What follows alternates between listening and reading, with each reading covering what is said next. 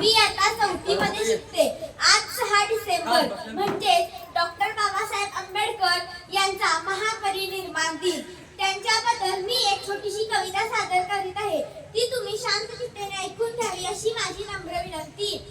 Doctor Babasaheb Ambedkar महान, ज्ञान सूर्य ते अमृत समान. डॉक्टर बाबासाहेब आंबेडकर महान, ज्ञान सूर्य ते अमृत समान.